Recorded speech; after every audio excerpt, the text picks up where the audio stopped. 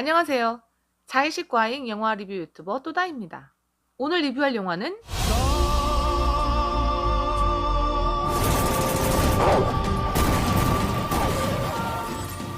존윅 3편 파라벨룸인데요. 결론적으로 말해 저에게는 보통 영화였습니다. 누구나 그러하겠지만 저는 영화에서 새로운 장면, 처음 보는 장면, 아무도 시도하지 않았던 장면을 보는 것을 좋아해요.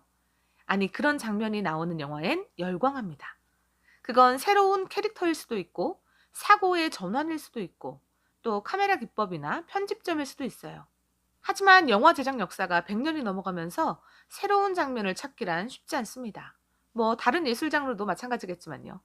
아무튼 이젠 정말 새로울 것이 없다고 생각하는 이 순간에도 어떤 감독들은 무언가를 들고 나타납니다. 그런 분들을 보면 정말 존경스러울 정도예요. 저는 액션 영화를 좋아하긴 하지만 사실 진보하다는 느낌을 많이 받아요. 액션만큼 공식화되고 새로운 것이 나타나지 않는 분야도 좀 드물다는 생각이 들 정도인데요. 그래서 액션에서 새로움을 만나게 되면 다른 분야보다 더더욱 감탄을 하게 됩니다. 제가 감탄했던 그동안의 액션 장면은 일단 매트릭스를 떠올릴 수 있겠는데요. 1편에서의 360도 촬영씬보다 저는 2편에서의 고속도로 역주행씬을 더 놀랍게 봤습니다. 저에게 카체이싱 씬은 늘 지루함이 먼저였는데요. 이건 정말 눈을 동그랗게 뜨고 우와! 이거를 연발하면서 봤어요. 처음 보는 장면에 정말 놀랐습니다. 그리고 또 감탄했던 액션씬은 본 시리즈인데요. 특히 근접전에서 새로운 도구를 사용하는 장면이 아주 흥미로웠어요. 본 아이덴티티에서는 볼펜, 그리고 슈프리머시에서는 잡지를 둘둘 말아서, 그리고 얼티메이텀에서는 수건을 이용하는데 늘 칼이나 총이나 뭐 몽둥이 같은 이런 것만 보다가 이렇게 생활용품이 흉기가 되는 장면을 보니까 아주 새롭게 느껴지더라고요. 이번에 본 존윅 3편 파라벨룸은 러닝타임 내내 입을 해벌쭉 벌리고서는 그냥 감탄하면서 감상했을 만큼 모든 액션씬이 새로움 그 자체였습니다. 여러분, 이번 영상은 결말과 스포일러를 모두 포함한 리뷰입니다. 시청하실 때 꼭 주의하세요. 그리고 저는 자의식 과잉인 영화 리뷰 유튜버로서 제가 보고 듣고 느낀 그대로 주관적으로 리뷰하고 있습니다. 그럼 이제 진짜 리뷰 시작합니다.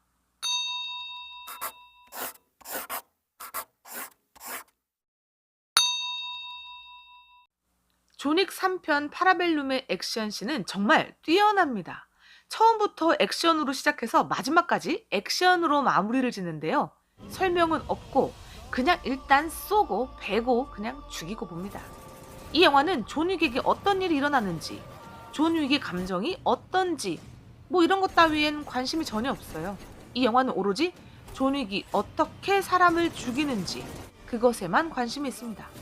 자, 우리는 이제부터 그것만 보면 됩니다. 그러므로 존 윅이 그 개고생을 다하고 사막의 끝에서 장로를 만나고 드디어 조건부로 새로운 삶을 얻게 되었으면서도 윈스턴의 현올림 몇 번에 바로 마음을 왜 바꾸는지 뭐 그런 것 따위는 궁금해하지 않기로 해요. 이 영화의 목적은 뚜렷하니까요. 영화는 마치 게임처럼 진행이 됩니다. 내용은 없고요. 그냥 악당 하나 무찌르면 스테이지 하나 클리어. 잠깐 쉬었다가 다음 판, 또 그 다음 판. 뭐 이렇게 진행되다가 마지막엔 대왕 악당 등장. 끝판왕 무찌르면 뭐 이 게임 다 깬 것처럼 영화는 끝이 납니다. 뭐 대부분의 액션 영화가 비슷하지만 이 영화는 좀 더 심한 게 액션씬이 영화 전체 러닝타임 지분의 90% 정도를 차지하고 있거든요. 영화는 계속해서 거의 쉬지 않고 싸움 장면을 보여줍니다. 저는 존 윅이 막 싸움을 하고 있으면 같이 막 힘들고, 존 윅이 쉴 땐 저도 좀 쉬고, 존 윅이 다시 싸우면 또 같이 막 힘들고 뭐 이런 상황이 되더라고요. 영화가 끝났을 땐 좀 피곤하더라고요. 막 같이 주먹을 움켜쥐게 되는 그런 종류의 액션이었습니다. 이 영화의 액션씬은 정말 대단합니다. 너무너무 창의로워요. 이런 액션씬을 다음 존윅 4편 말고 다른 영화에서 만날 수 있을까요? 만약 액션씬으로만 별점을 매겨야 한다면 저는 5개 만점에 5개, 아니 6개를 주었을 것입니다. 자, 이제 차근차근 존 윅의 발자취를 따라가 보겠습니다. 영화는 정확히 2편이 끝난 그 지점으로부터 시작해요. 존 윅은 최고회의로부터 파문을 당할 위기를 1시간 남기고 있습니다. 온 동네 킬러가 모두 존 윅을 주시하죠. 현상금이 $1,400만 붙었습니다. 파문의 시간이 점점 다가오고 존은 서둘러 뉴욕 공립도서관으로 갑니다. 티켓을 찾으러 간 도서관에서 존은 장신의 킬러를 만나요. 존은 파문당하려면 아직 시간이 좀 남았다고 이야기하지만 장신의 킬러는 아무도 모를 거라며 공격을 시작합니다. 이번 스테이지의 주인공은 책입니다. 존은 손에 들고 있던 하드커버의 두꺼운 책으로 공격을 시작합니다. 책으로 가격하고 또 가격하다가 마지막에 목을 짓누르고 꺾어버려요. 특히 입에 책을 물리고 턱뼈를 으스러뜨리는 장면이 아주 인상 깊었습니다. 책이 무기가 되는 장면은 본 슈프리머시의 잡지로 공격하는 씬이 연상되지만 본이 잡지를 둘둘 말아서 형태를 변형하여서 사용하였다면 존은 하드커버 책을 그 자체로 활용하였고 마지막엔 책의 두께를 이용해서 목을 꺾는 장면. 이건 정말 저도 한 번도 본 적이 없는 신선한 연출이었습니다. 제가 책을 참 좋아하는데요. 책이 베개가 되는 줄은 익히 알고 있었지만 이렇게 무기가 될 줄은 이번에 저도 처음 알았습니다. 참 이때 사용된 책은 알렉산드르 아파나시에프가 지은 러시아 민담 모음집이었습니다. 파문당하기 5분 전, 존은 방금 전 다친 어깨의 상처를 치료하기 위해서 의사를 찾고 거기서 상처를 꿰매고 약을 먹습니다. 시간이 다 되자 이제 존은 파문을 당했고 이제부턴 온갖 킬러들이 달려들기 시작합니다. 의사 진문을 나서자마자 킬러들이 달려드는데요. 이때 인상적인 액션씬은 칼 던지기입니다. 무기 진열장에서 싸우면서 킬러들과 존은 전시된 칼을 마구 던져대는데요. 저는 이때 그 통아저씨 장난감 있잖아요. 그게 생각이 났어요. 휘리릭 던져진 칼이 사람 몸에 푹푹 꽂히는 장면이 압권이었는데 그 소리랑 또 칼이 푹 꽂히는 느낌이 너무나 리얼하게 그려졌어요. 또 긴 칼로 정수리부터 이렇게 빡빡 쑤셔넣는 액션이 나오기도 하고요. 또 칼을 천천히 눈에다가 집어넣는 액션이 나오기도 합니다. 칼로 할 수 있는 대부분의 액션을 다 그린 스테이지였어요. 그리고 마지막엔 도끼를 던져서 머리통에 꽂습니다. 또다시 킬러들에게 쫓겨서 마국간으로 이번에는 들어가는데요. 이곳에서 역시 기가 막힌 액션을 선보입니다. 이번에는 말을 이용해요.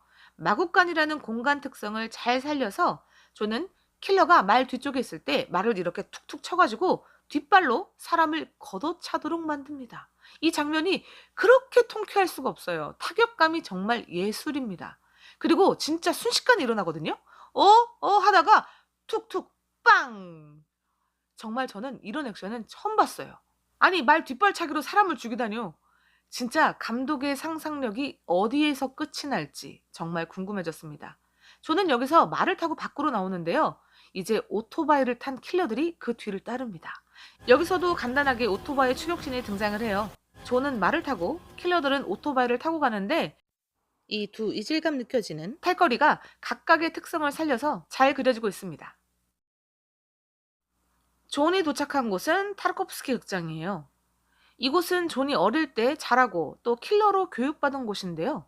타르코프스키의 대표작 중에 희생이라는 영화가 있죠. 저는 이 극장의 이름을 보고 그 영화를 떠올렸습니다. 어쩌면 이곳에서 킬러로 교육받는 아이들은 모두 희생이라는 짐을 지고 있는 게 아닐까. 감독이 그런 생각을 하면서 이 극장의 이름을 지은 것이 아닐까 하는 생각을 잠깐 해보았습니다. 물론 존 윅에서는 그러한 생각 같은 것은 사실은 깊이 하지 않아도 돼요. 존은 여기서 디렉터를 만나서 카사블랑카로 보내줄 것을 부탁을 하는데요. 존은 이제 카사블랑카로 가서 옛 친구인 소피아를 만납니다. 그리고 피해 맹세 표식을 들이밀면서 소피아의 옛 상사인 베라다를 만나게 해달라고 하는데요. 베라다를 만난 자리에서 베라다가 소피아의 개를 쏘며 싸움이 시작되는데요. 여기에서는 인간은 물론이고 개마저 대단한 액션을 선보입니다.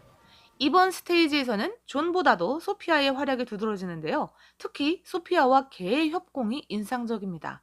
개는 소피아의 명령에 따라서 사람의 각 부위를 물고 특유의 스피드로 주저하지 않고 달려나가기 때문에 더더욱 공포감을 주었습니다. 철저하게 훈련된 개이기 때문에 소피아가 부리고 싶은 대로 정확하게 공격을 가해서 손에 쥔 총보다도 활용 범위가 훨씬 높은 무기를 보는 느낌을 받았어요. 특히 개가 높은 담을 뛰어넘어서 위에 있는 사람을 공격하는 장면이 나오는데요. 멋진 장면들이었습니다.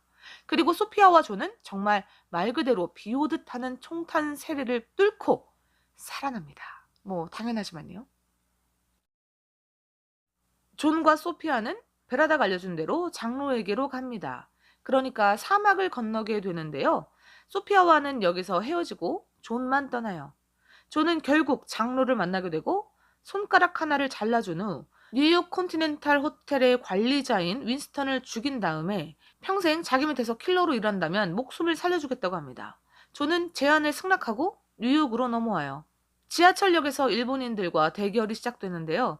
여기서 오토바이 추적신이 나오는데 이 장면은 감독에 의하면 우리나라 영화 악녀에서 영감을 받았다고 해요. 보통 오토바이 씬은 총을 쏘기 마련인데 여기서는 장도를 이용해서 액션씬을 선보입니다. 이 장면도 매우 신선했어요. 하지만 저는 오토바이 추적신은 여전히 매트릭스2가 최고라고 생각합니다. 윈스턴을 죽이러 컨티넨탈 호텔에 찾아가지만 결국 윈스턴의 현올림 몇 번에 존은 마음을 바꾸고 최고 해위와 대신 싸우기로 합니다. 심판관은 존을 잡기 위해 이곳을 잠시 동안 성역 해제를 시키고 정예 부대를 부릅니다. 정예 부대가 불 꺼진 호텔에 침입해 들어올 때 비발디의 사계 중 겨울 1악장이 흘러나오는데요. 그 음악에 맞춰서 폭탄이 리듬을 맞추듯이 빵빵하고 터지는데요. 정말 소름 돋을 정도로 좋았습니다. 영화 보고 집에 와서 이 음악 되게 여러 번 다시 듣기로 들었어요.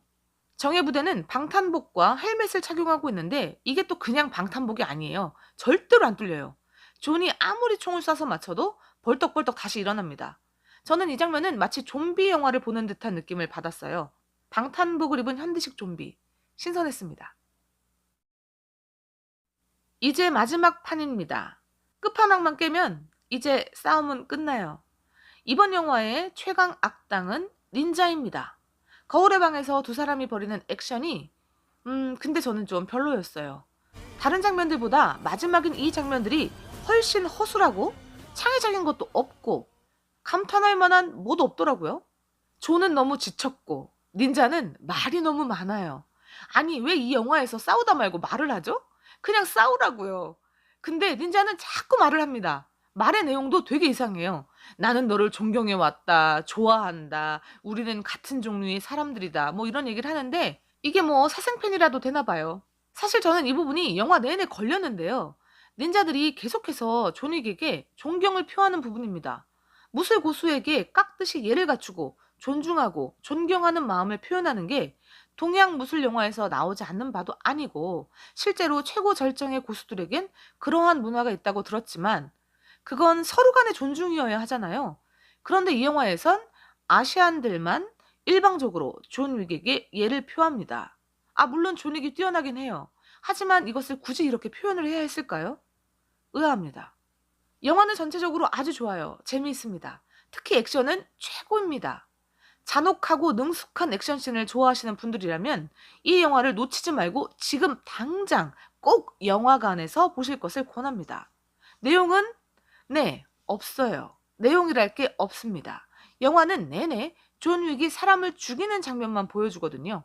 개인적인 취향으로는 이렇게 내용 없이 액션씬만 즐비한 영화보다는 본 시리즈처럼 인간에 대한 탐구와 그와 관련된 묵직한 메시지를 전달하면서 그 표현의 수단으로 액션을 접목시키는 영화들을 훨씬 좋아합니다. 그래서 저에게 본 시리즈는 좋은 영화이지만 존 윅 시리즈는 보통 영화로 결론이 나고요. 여러분, 존 윅 3편 파라벨룸 리뷰는 여기서 마치도록 하겠습니다. 다음엔 더 자의식 과잉한 리뷰로 돌아올게요.